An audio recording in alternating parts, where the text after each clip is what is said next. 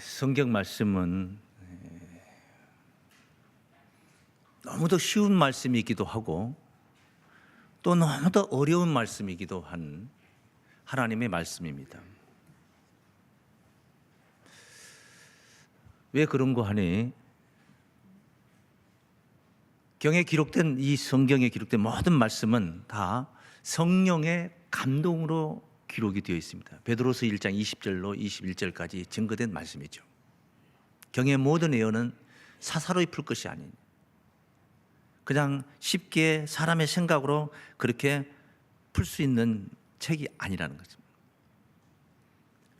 예언은 언제든지 사람의 뜻으로 낸 것이 아니라 성령의 감동함을 하심을 입은 사람들이 하나님께 받아 말한 것이다. 이렇게 증거하고 있습니다. 그러니까 성령의 감동이 되어서 바라보면 보이고 성령의 감동이 되어서 들으면 들리는 게 바로 성경 말씀입니다. 들리고 보이는 말씀이에요. 그런데 사람의 영리하고 지혜롭다 해서 잘나고 똑똑하고 명철하다는 사람들이 인간적인 생각을 가지고 바라보면 해석이 안 된다는 거예요. 너무 어려운 말씀이라는 거예요. 그래서 성경에서도 계시록 2장 7절부터 연거푸 7번이나 성령이 교회들에게 하시는 말씀을 들으라는 말씀, 7교회에 편지하는 내용들이 마무리가 그렇게 증거되어 있습니다. 성령이 교회들에게 하시는 말씀을 들으라. 들어야 됩니다. 듣고 깨달아서, 보고 깨달아서 지킴으로 복을 받아라는 책인 줄로 믿습니다. 우리가 왜 이 하나님의 말씀 성경을 깨달아야 되느냐? 사람이 살면서 환경의 지배를 받습니다. 심지어 식물들도 음악을 틀어주고 좋은 환경 속에 있을 때 건강하게 튼튼하게 자란다고 하지 않습니까? 하물며 사람일진데 오죽하겠습니까? 욕짓거리나 듣고 거칠은 말만 계속 들으면서 살면 사람이 당연히 거칠어지겠죠. 그런데 사랑이 많은 부모님, 가족들, 주변의 지인들 그 안에서 자랄 때 정말 사랑스러운 사람으로 또 할 줄 아는 사람으로 그렇게 자라겠죠.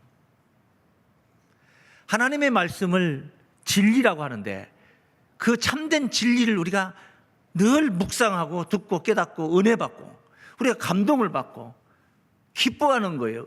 은혜가 되는 거예요. 너무 좋아. 말씀 듣는 게 너무 좋아. 기뻐. 그런 우리의 삶의 환경이라면은 거칠은 욕짓거리 속에 사는 음담패설이나 그런 더러운 소리 속에서 살고 있는 사람과 어떻게 비교가 되겠습니까? 요한복음 17장 17절 말씀에 저희를 진리로 거룩하게 하옵소서. 진리는 우리를 거룩하게 할 수 있다는 거예요. 아버지의 말씀은 진리입니다. 하나님의 말씀이 진리라는 겁니다. 그 하나님의 말씀 진리 되시는 그 말씀으로 우리를 거룩해 하신다는 말씀입니다. 그래서 성경을 알아야 돼요. 아버지의 말씀은 진리라고 그랬지 않습니까? 요한복음 8장 32절 말씀에서는 그 진리를 알지니 진리가 너희를 자유케 하리라. 이 약속의 말씀이 우리에게 자유를 주신다는 겁니다. 우리가 구속을 뭐에 구속을 받아서 자유가 필요합니까? 아무리 자유분방하게 산다 할지라도 생명의 자유를 누리지는 못하고 있습니다. 이 성경은 생명의 자유를 주신다는 거죠. 이 말씀이 태초에 천지 만물을 창조하셨고 그 창조하셨던 말씀이 우리 가운데 오셨어요. 말씀이 육신이 되어 우리 가운데 오신 거예요. 요한복음 1장 14절에도 증거하는 말씀. 우리가 그 영광을 보니 아버지의 독생자의 영광이요 은혜와 진리가 충만하더라. 은혜와 진리가 충만하다는 거죠. 그 은혜 속에 진리 속에 우리가 들어가서 삶을 우리가 누린다면은 항상 은혜 속에 감사가 넘칩니다. 이런 은혜 속에 사는 사람들은 조금 거칠은 이야기를 들어도 그냥 소화를 합니다. 태평양 바다에다가 똥바가지를 가져다 막 퍼부어대도 하도 그 바다가 크기 때문에 물이 넘치기 때문에 절대 오염이 안 돼요. 오염이 안 돼요. 밴댕이 속같이 좁은 마음을 가진 사람들이 그냥 생각하고 잘 되라고 생각하고 권면을 해줬는데 그런 소리도 고깝게 듣고 지가 뭔데 건방지게 나를 교훈하느냐 어찌느냐 이렇게 들리게 되겠죠. 은혜 속에 진리 안에 그런 은혜가 충만한 삶을 사는 자들은, 그런 충만한 영은 악한 자가 절대 얼씬을 할 수가 없습니다. 악한 자가 들어와도 능히 그걸 이겨내는 거예요. 슬픔과 탄식보다 기쁨과 즐거움이 더 클 때는 슬픔과 탄식이 달아나는 거예요. 달아나는 거예요. 불만이 팽배하게 꽉 차 있는 사람들, 좋은 소리를 가지고도 불만으로 변제를 시킬 수가 있고, 은혜가 충만한 사람은 안 좋은 소리도 그것을 좋게 받아들여서 자기 발전을 이룬다는 거예요. 자기 발전은 환난 중에 있으면서도 환난은 인내를, 인내는 연단을 소망을 이루게 그렇게 만들어 주신다는 것입니다. 그런데 은혜 밖에 있는 사람들은 환난이 옵니다. 골병 들어 죽습니다. 골병이 안 되고 신체적인 어떤 압박이 없어도 그냥 성질나서 스트레스 때문에 기절을 할 거예요. 그것도 안 되면 자기 스스로 멸망의 길을 찾아서도 갈겠죠. 똥파리는 아무 데나 가는 게 아니에요. 똥을 찾아가는 겁니다. 꿀벌은 꽃을 찾아서, 향기를 찾아서 그 꿀을 만들고 그러는 게 아니겠습니까? 불의를 좋아하니까, 오늘 본문 말씀 우리에게 교훈하는 말씀이에요. 불의를 좋아하니까 악한 자가 가까이 다가오게 되는 것이고, 악한 자가 임하게 되어서 결국은 악에 빠져버리고 말게 되는 거예요. 오늘 본문이 바로 첫 번째 교훈하는 말씀. 우리 한번 따라했습니다. 불의를 좋아할 때 악한 자가 임합니다. 사기꾼들이 사기치려다가 더 큰 사기꾼 만나가지고 더 크게 사기를 당하는 사람들, 불의한 자들이 감옥에 가가지고 더 큰 거장 불의한 자를 만나가지고 배워가지고 한 수 더 배워가지고 그렇게 나와가지고 아예 인생을 망쳐버리는 사람들도, 그런 사람들도 우리 주변에 얼마나 많이 있습니까?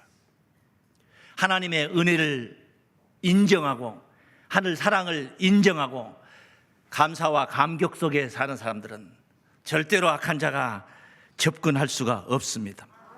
오늘 본문 말씀 데살로니가후서 2장 9절 말씀을 한번 보십시오. 악한 자가 임하는 사단의 역사를 따라 모든 능력과 표적과 거짓 기적과 불의의 모든 속임으로 멸망하는 자들에게 임하리니, 이는 저희가 진리의 사랑을 받지 아니하여 구원함을 얻지 못함이니라.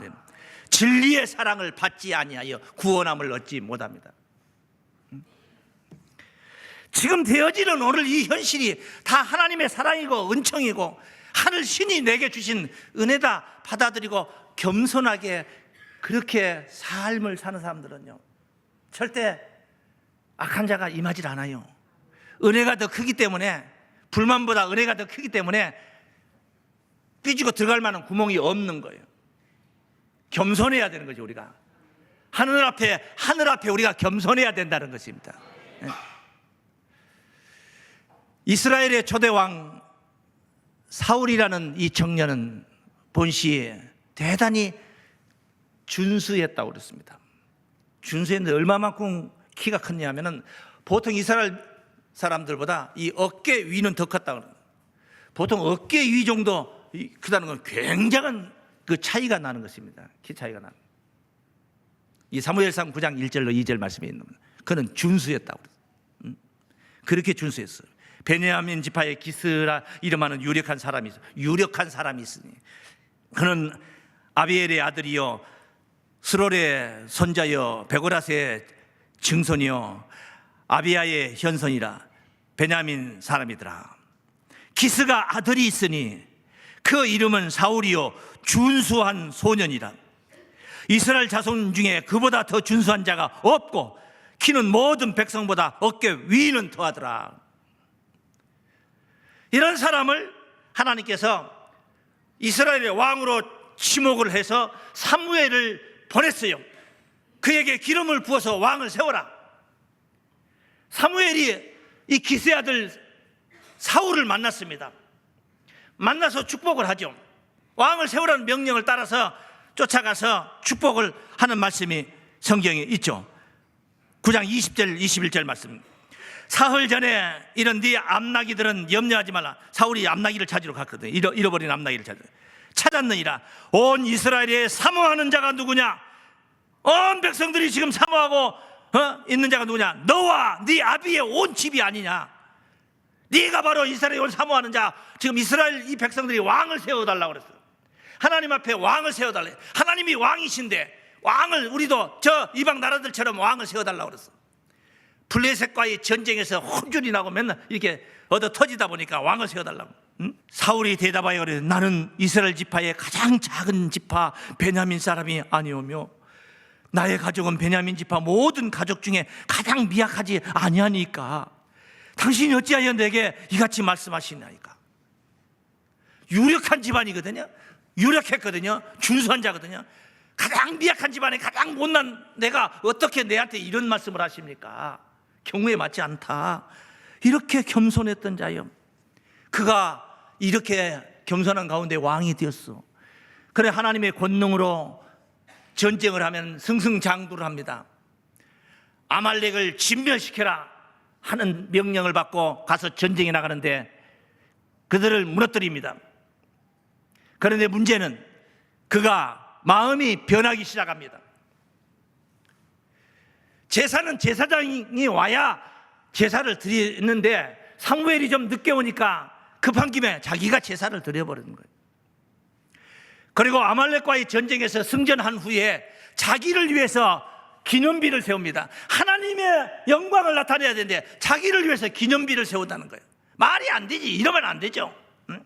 그건 어긋난 거죠. 그건 어긋난 거죠. 이 사무엘상 15장 12절에 있는 말씀이죠. 사무엘이 사울을 만나려고 아침에 일찍 일어났더니 혹이 사무엘에게 고하여 가로되 사울이 갈멜에 이르러 자기를 위하여 기념비를 세우고 돌이켜 행하여 길갈로 내려갔다 하는지라. 자기를 위해서. 그 다음에 아말렉과의 전쟁에서 하나님께서 진멸시켜버려 했습니다. 짐승까지도 하나도 남겨놓지 말고 아예 싹 처리해버리는. 하나님이 그 아말렉과의 감정은 굉장했습니다. 인생이 아니신데 아말렉에 대해서는 큰 감정을 가지고 있었어요. 하나님께서 그런 이유가 있어요. 그냥은 아니에요. 가나안을 진군하고 있던 이스라엘 대민족이 뒤에서 처지고 후미에 처졌던 약한 자들 있지 않습니까? 한 200만 명이 움직이는데 이동을 하는데 뒤에 처진 사람들이 있지 않습니까? 이 아말렉이 바로 뒤를 그 후미를 쳤던 이 아말렉입니다. 하나님께서 아주 거스르게 생각했던 그 아말렉. 그 진멸해라. 오죽했으면 짐승까지 진멸해라. 근데 사울이 가보니까 아말렉 군대에 진해 보니까 아주 그 짐승들도 아주 도실도실한 짐승들 아주 살찌고 이런 좋은 짐승들이 많이 있는 거예요. 그러니까 좀 못난 것들은 다 죽여버리고 좋은 것들은 다 잡아가지고 가지고 온 겁니다. 그래서 사무엘이 와보니까 어디서 진에서 짐승 소리가 매 하고 나오는 거예요. 자꾸 양이 우는 소리가 나는 거예요. 이게 뭡니까? 하니까 사울이 말하기를 하나님을 위해서 하나님께 제사 드리려고 좋은 것들만 잡아갔다 지금 모아놨다. 아닙니다.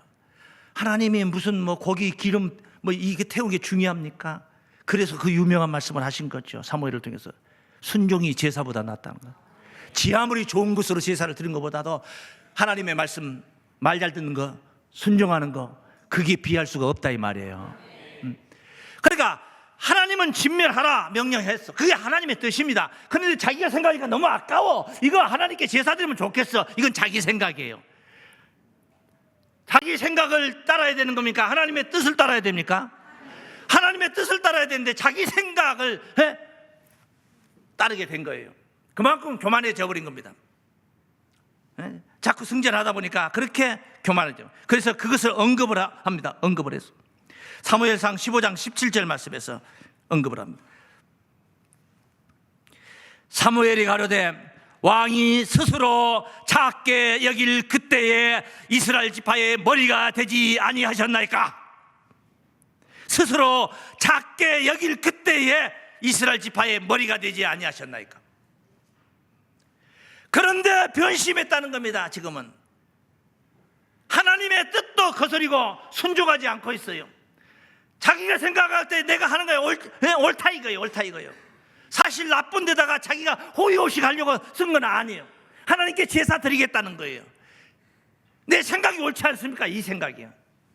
하나님의 생각이 아무리 옳지 않아 보여도, 그리고 자기 생각이 더 옳아 보여도 하나님의 뜻을 따르는 것입니다. 그게 진리를 따라가는 길입니다. 때로는 하나님의 말씀이 틀린 것 같을 때도 있는 겁니다. 말이 안 되는 것 같기도 합니다. 어떻게 사람이 바다 위를 건너갈 수가 있습니까?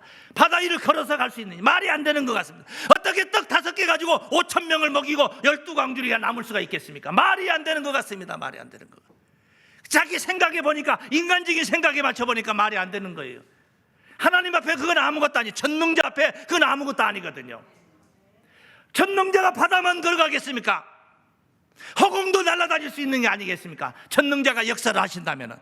그래서 하나님의 뜻을 따라야 되는데 자기 생각을 앞세우게 된 것이죠. 교만입니다. 교만이에요. 잠언서 18장 12절에 마음의 교만은 멸망의 선봉이요 겸손은 존귀의 앞잡이라고 그랬습니다. 그래서 이제 사울은 하나님이 그토록 강하게 역사하셨던 하나님의 신이 사울에게서 떠나갑니다. 하나님의 신이 빠져나가시는 거예요. 그리고 그 대신 전능자가 나오시고 전능자가 부리고 있는 악신을 가져다가 사울의 마음속에 집어넣었습니다. 거룩한 하나님의 신이 떠나버리고 악신이 사울 왕 그 심령을 지배하게 된 거예요. 사무엘상 16장 14절에 증거된 말씀. 여호와의 부리신 악신이 그를 번뇌케 한지라. 하나님의 신이 떠나고 여호와의 부리신 악신이 그를 번뇌케 했다는 거예요. 어떻게 됩니까? 악신이 역사를 하는 겁니다. 악한 자가 임한 것입니다. 그런데 이 악한 자가 임한 그 사울이라는 이 사람, 아무리 하나님의 신은 떠났어도 인간적인 세상에 볼 때 그는 왕입니다. 공권력을 쥐고 있는 자예요. 수많은 군사를 거느리고 있는 자예요. 그래서 이 수많은 군사를 거느리는 이 공권력을 가지고 다윗 한 사람을 죽이려고 하는 거죠. 차기 왕으로 점지해서 사무엘이 다윗에게 기름을 부었습니다. 사울 뒤에 왕위를 받을 자가 다윗이요. 그런데 이 다윗이 눈에 거슬려. 전쟁 나가면은 전쟁 하루는 전쟁을 하고 돌아오는데, 사울과 다윗이 들어오는데 백성들이 다윗을 칭호하는 거예요. 다윗이 죽인 자는 만만이고 사울이 죽인 자는 천천이라 그런 거예요. 사울이 생각할 때 다윗이 이 다음에 얻을 게 뭐가 있겠냐, 이 왕위를 찬탈하지 않고 그거 말고 또 더 얻을 게 뭐가 있냐, 백성들이 저렇게 칭호를 하는데. 그래서 다윗을 죽이려고 합니다. 뭘로 죽입니까? 사울이 가지고 있는 공권력을 가지고 광야에 군사들을 풀어가지고 이잡듯이 수색을 하고 돌아다닙니다. 몇 번의 죽임을 당할 그런 위협을 넘기면서 다윗이 고생을 하게 되죠. 악신도 악한 자도 역사하는 힘이 있다는 거예요. 악한 자가 역사하는 힘이 있기 때문에 선을 쫓고 하나님의 의를 쫓는 자들이 고생을 하게 되는 거예요. 고난이 그래서 있는 것이고 핍박이 거기에 있는 거예요. 순교도 거기에 있는 것이고, 악한 자가 아무 희발태기가 없다면 절대 하나님의 사람들이 순교 당할 일도 없고 고난 받을 일도 없고 핍박도 아니요. 그냥 근지러울 뿐이야 그게. 다윗은 죽을 지경이죠. 죽을 지경이요. 그러나 다윗의 고난은 허비한 세월이 아니었습니다. 그는 차기 왕으로 설 때 그는 성군이 되어서 백성들의 안위를 지켜주었고 이스라엘 나라를 부국강성한 나라로 만들었지 않습니까?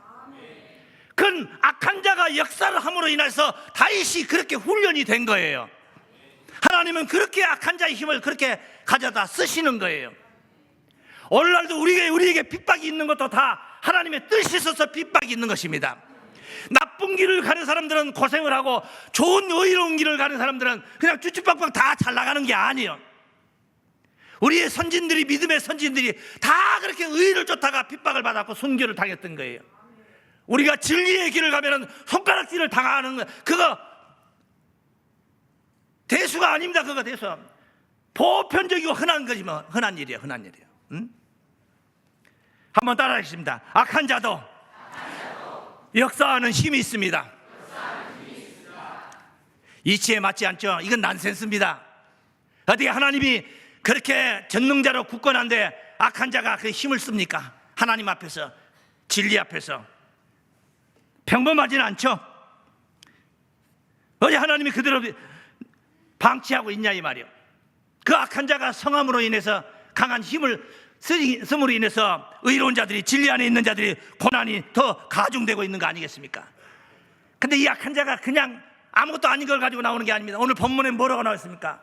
모든 능력과, 본문 한번 보세요. 능력 9절 말씀에 악한 자의 임함은 사단의 역사를 따라 모든 능력을 가지고 있어요. 악한 자가 표적과 거짓 기적과 불의의 모든 속임으로 멸망하는 자들에게 임하리니. 멸망하는 자들에게 임하리니 이는 저희가 진리의 사랑을 받지 아니하여 구원함을 얻지 못함이라. 진리의 사랑을 받아야 악한 자가 임하지 못한다 이 말이에요. 진리의 사랑을 못 받으니까 별의별로 뭐 이단 교단에 빠져나가고 그 허무맹 나간 교리에 빠져가지고 인생을 다 망치는 게 아니겠습니까?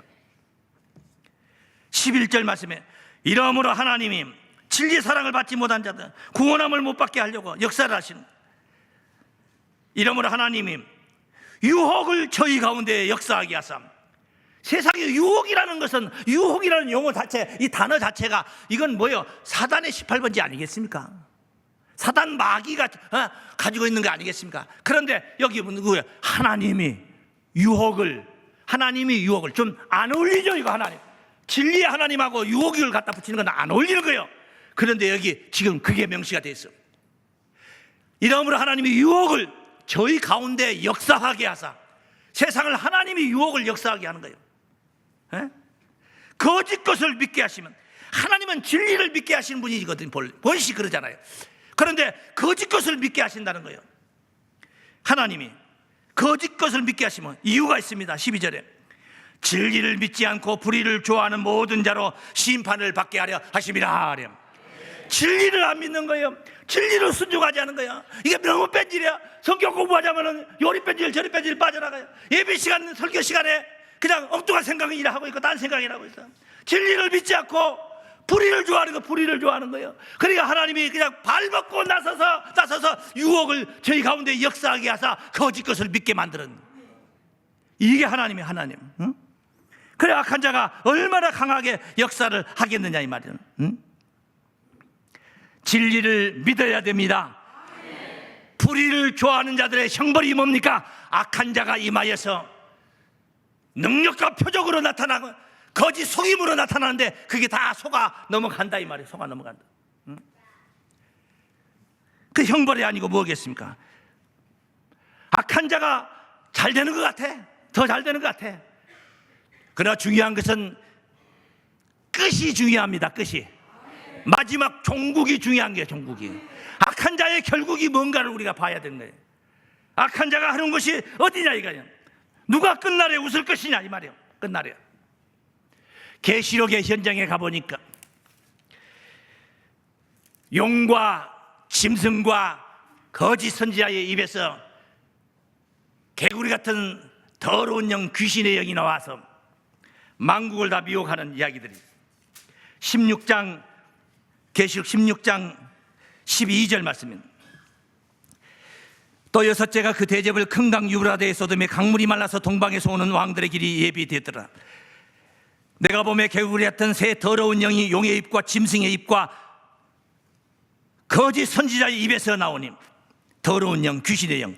저희는 귀신의 영이라 이적을 행하여 온 천하 임금들에게 가서 하나님 곧 전능하신 이의 큰 날의 전쟁을 위하여 그들을 모으더라. 그래. 온 천하 임금들이 다 빠져 넘어가는 거예요. 유혹을 당하는 거예요. 넘어가는 거예요. 그러니까 하나님과의 한판 전쟁이 벌어지는 거예요. 이게 아마겟돈이라고 합니다. 아마겟돈 전쟁이라. 이렇게 역사를 해. 얼마나 강하게 역사해. 용, 짐승, 거짓 선자. 이 진리편의 진리라는 이 공동체 안에서 본다면 용은 하나님이고 짐승은 예수 그리스도고 그 다음에 거짓 선자는 오늘날의 목자들이란 말이에요. 그렇게 비유할 수 있어요. 이 조직자, 이 공동체, 사단의 공동체. 그 이들이 어떻게 되냐? 결국은 어떻게 되냐? 계시록 19장 19절 말씀 보시겠습니다. 내가 보면 그 짐승과 땅의 임금들과 그 군대들이 모여 그 말 탄다 자와 그의 군대로 더불어 전쟁을 일으키다가 짐승이 잡히고 그 앞에서 이적을 행하던 거짓 선자도 함께 잡혔으니 이는 짐승의 표를 받고 그의 우상에게 경배하던 자들을 이적으로 미혹하던 자라. 이 둘이 산채로 유황불 붙는 못에 던지우고 나머지는 말탄 자의 입으로 나오는 검의 죽음의 모든 새가 그 고기를 배울리더라. 짐승과 거짓 선자들이 유황 불못에 다 들어가게 되었다는 거예요. 그러면 그들의 총수라고 하는 용은 어떻게 될 것인가? 그 다음에 19장이 마무리가 되고 나서 20장 1절부터 용의 장래에 대해서 증거를 하고 있습니다. 20장 1절. 내가 보매 천사가 무저갱 열쇠와 큰 쇠사슬을 그 손에 가지고 하늘로서 내려와서 용을 잡으니 곧 옛 뱀이요 마귀요 사단이라 잡아 1000년 동안 결박하여 무저갱에 던져 잠그고 그 위에 임봉하여 천년이 차기까지 다시는 만국을 미워하지 못하게 하였다가 그 후에는 반드시 잠깐 노일이라. 용도 잡히는 게 천년 시대예요. 용까지도 잡아서 무저갱에 집어 던져버리니까 천년왕국 시대는 용이 없는 시대입니다. 짐승이 없는 시대입니다. 거짓 선자가 없는 시대입니다. 진리의 사랑을 받는 자들이 바로 하늘 구원을 누리게 되는 그 시대인 줄로 믿습니다. 사단이 없는 우리가 소망하는 나라, 그리스도의 나라다 이 말이에요. 진리의 사랑을 받는 자들이 되시길 바랍니다. 진리의 사랑을 받는 자들에게는 영원한 생명이 주어질 줄을 믿습니다. 따르십니다. 진리의 사랑은 영원한 생명을 줍니다. 진리를 알아야 됩니다. 진리를 순종해야 됩니다. 그래야만 우리가 깨끗한 영혼으로 그 영광의 주역이 될 수가 있는 것입니다.